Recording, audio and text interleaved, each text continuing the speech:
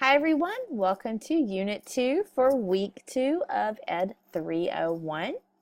We're going to go over what we are doing this week and the assignments.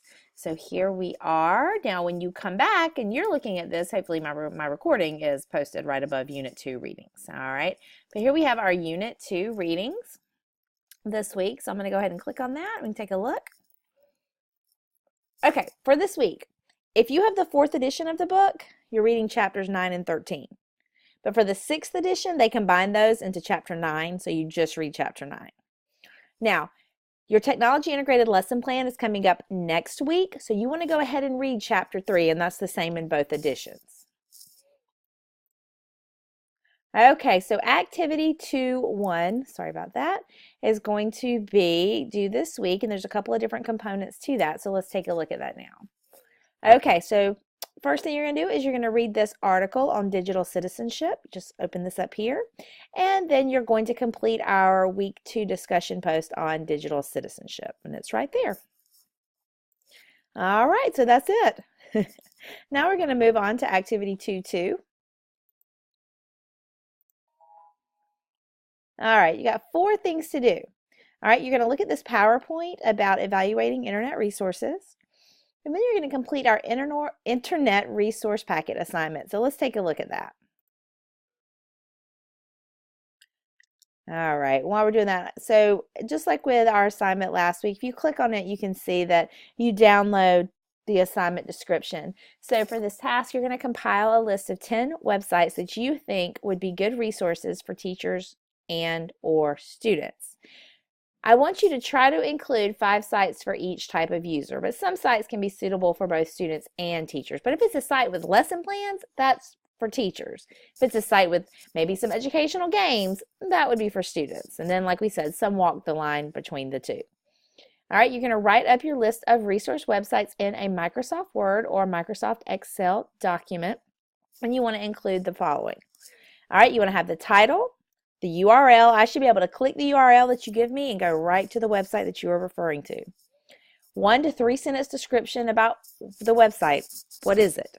And then 1 to 3 sentence description about how you would use it in the classroom. So here's where you would say, for teachers, this site would be useful, blah, blah, blah, or for students. Okay, so most people that have done this assignment have done it in a Word document and created a table like this.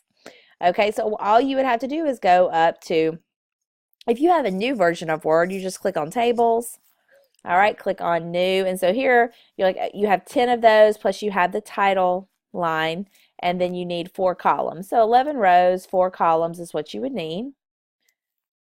And this one's only let me go to 8. So you just click that, and then you can right click in the last one and click onto, sorry about that, click in there, and then you can insert.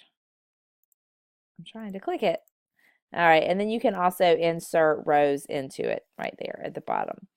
All right, so and then you can make it 10. So that's what most people do. And then you just fill those in and turn it in, but it should be in table form. So you can also choose to just complete an Excel document with these same things. So that's up to you. So when you're completing it, always a good idea too to just make sure you're looking at the rubric and that you have everything. This is a great checklist, and this one's worth 30 points. All right, and then we have this link. It's an article on recognizing propaganda. And then based on that, you're going to click here and you're going to answer our week 2 blog post about propaganda. And then, right, so if you click here, this is actually going to open up that assignment. And like we said, there's nothing to turn in, but this takes you to the blog.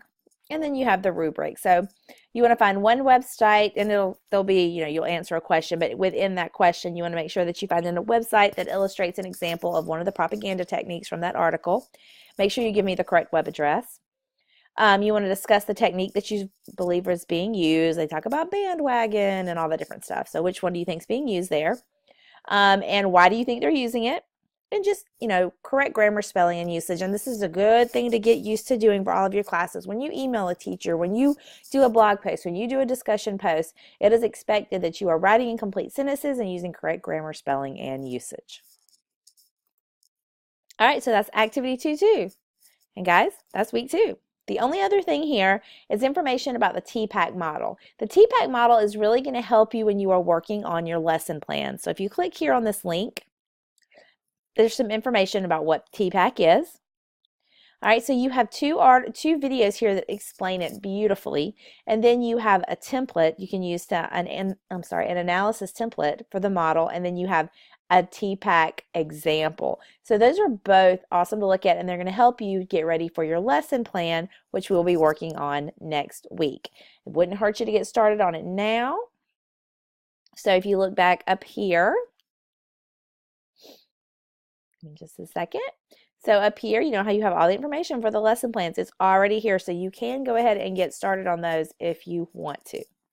All right, guys, that's week 2. I look forward to seeing what you guys come up with, and if you have questions or need help, you can send me an email and we can resolve it that way, or we can always pop into a conference and screen share or whatever we need. All right, have a great week.